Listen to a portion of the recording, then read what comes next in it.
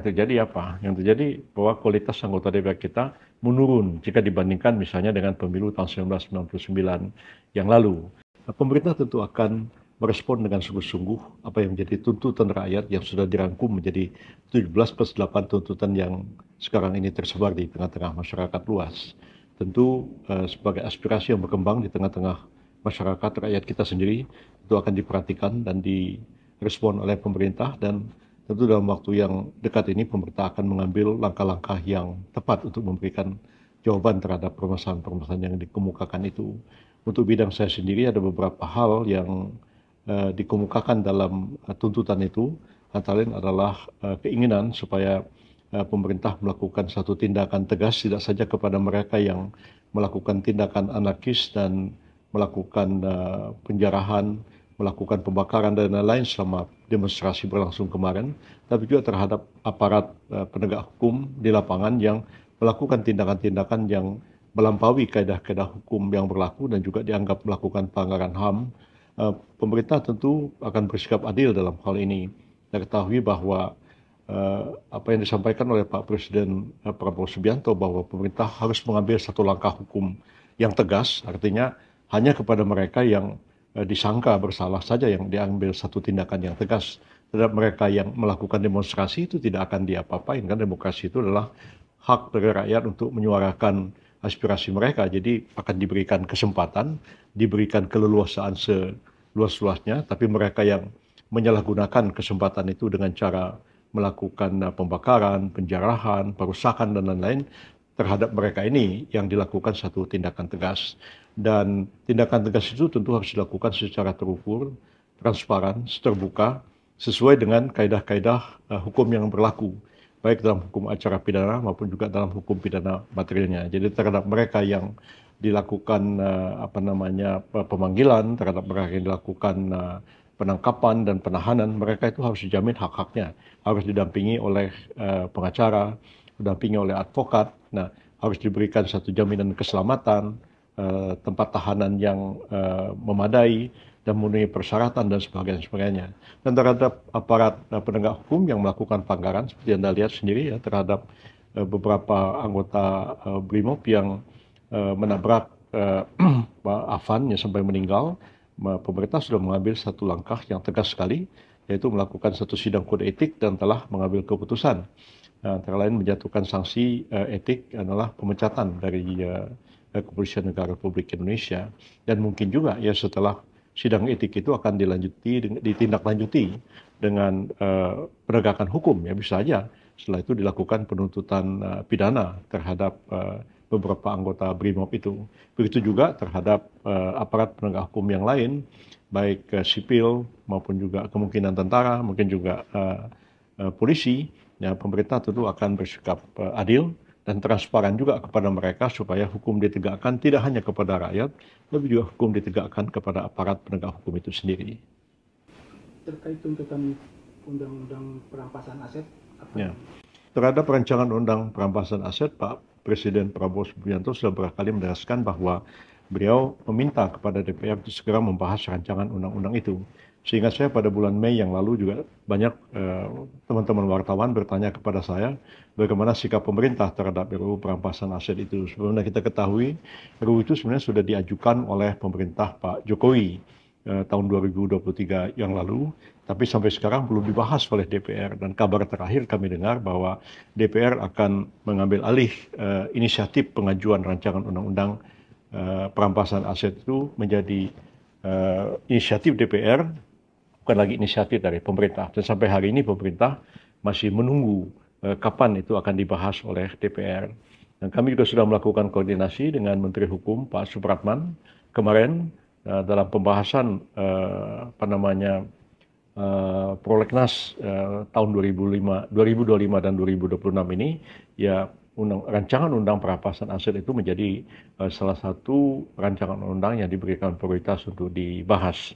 Nah, kalau memang itu inisiatifnya tidak diambil alih oleh DPR, tentu pemerintah akan menunggu begitu DPR menyampaikan RUU itu dan menyampaikannya juga kepada Presiden, maka Presiden tentu akan melakukan surat Presiden untuk menunjuk menteri yang akan membahas RUU perampasan aset itu sampai selesai. Tuntutan terhadap reformasi DPR dari masyarakat?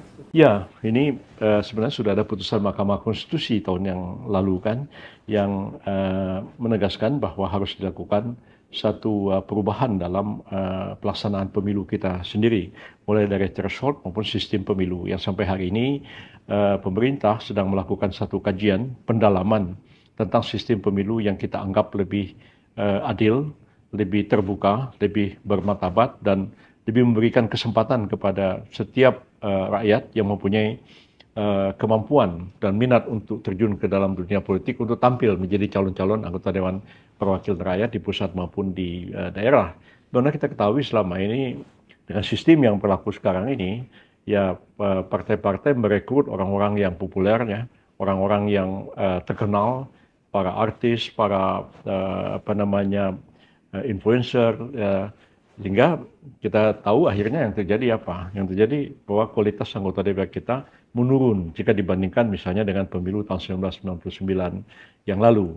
Nah, barangkali kita harus mengkaji ulang sistem pemilu kita, ya. Apakah kita mau menerapkan proporsional murni seperti sekarang? Apakah juga akan menerapkan sistem distrik? Nah, apakah juga proporsional terbuka atau proporsional tertutup? Itu memang sedang dikaji secara mendalam oleh pemerintah. Dan saya kira Pak Mendagri juga sedang mempelajari masalah ini dengan seksama, dan diharapkan nanti jauh sebelum pemilu, rancangan undang-undang pemilu yang baru sesuai dengan putusan Mahkamah Konstitusi itu dapat kita jalankan, sehingga nanti ke depan kita akan mampu melahirkan anggota-anggota Dewan Perwakilan Rakyat yang betul-betul mampu menyerap aspirasi masyarakat. Dia berasal dari rakyat, berjuang untuk kepentingan rakyat, bukan dari kalangan selebritis yang tidak punya akar yang kuat di masyarakat, tidak mempunyai pemahaman mendasar terhadap persoalan-persoalan yang dihadapi oleh bangsa dan negara kita. Saya kira akan terjadi perbaikan dalam hal ini. Setelah demo ada kritik terhadap pemerintah bagaimana menangani kekerasan yang terjadi dan banyak hak-hak masyarakat yang dilanggar ketika terjadi peristiwa itu. Bagaimana pemerintah menjamin tidak ada hak-hak masyarakat yang terlanggar? Ya, kita berharap hari ini tanggal 4 September tahun 2025 demonstrasi mudah-mudahan sudah berlalu. Ya, walaupun ya kalau besok-besok mau demo lagi, ya nggak ada yang melarang tentu. Itu adalah hak dari seluruh rakyat untuk melakukan demonstrasi sepanjang itu sesuai dengan ketentuan-ketentuan hukum yang berlaku dan mematuhi ketertiban sosial di tengah-tengah masyarakat kita. Nah, setelah terjadinya demonstrasi di hampir seluruh wilayah Indonesia dan kemudian sekarang ini proses hukum sedang berlangsung, ya pemerintah memastikan bahwa langkah-langkah penegakan hukum itu sesuai dengan ketentuan-ketentuan hukum yang berlaku dan akan menjunjung tinggi hak asasi manusia. Jadi Kementerian Koordinator Bidang Hukum, HAM, Imigrasi, dan Pemasyarakatan sebenarnya telah mengambil langkah-langkah positif ke arah itu. Seperti kita ketahui, Kementerian HAM itu juga telah melakukan pendekatan-pendekatan, pembicaraan-pembicaraan dengan seluruh instansi penegak hukum, kepolisian, TNI, dan juga melakukan koordinasi dengan Komnas HAM dalam memantau perkembangan yang terjadi di masyarakat agar apa yang dilakukan oleh aparat penegak hukum itu tetap mengedepankan dan menghormati hak-hak asasi manusia. Jangan sampai terjadi pelanggaran HAM dalam upaya penegakan hukum di tengah-tengah masyarakat kita ini. Nah, pemerintah kita sebenarnya memberikan kesempatan juga kepada Komnas HAM seperti kita ketahui ketika dilakukan penyelidikan terhadap beberapa anggota Korps Brimob setelah insiden di depan gedung di Pejompongan beberapa waktu yang lalu. Komnas HAM kan juga dilibatkan untuk mengamati, memantau proses itu dan memastikan supaya tidak terjadi pelanggaran HAM di sana. Dan seperti kita ketahui juga memang ada beberapa pertanyaan atau tanggapan dari Komisaris Tinggi PBB urusan HAM di Jenewa yang juga tentu kita tanggapi, kita respon dengan positif, ya.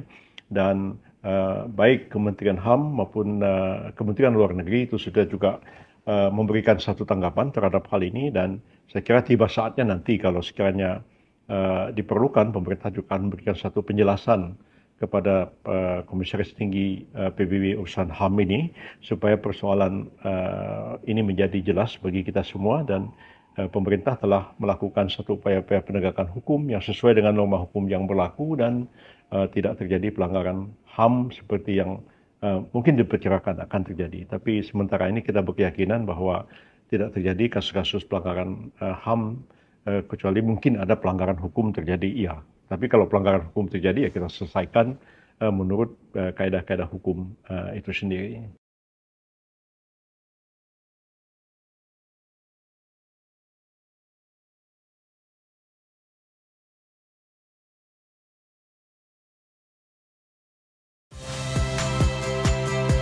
Saya Friska Clarissa. Saksikan program-program Kompas TV melalui siaran digital, pay TV, dan media streaming lainnya. Kompas TV, independen, terpercaya.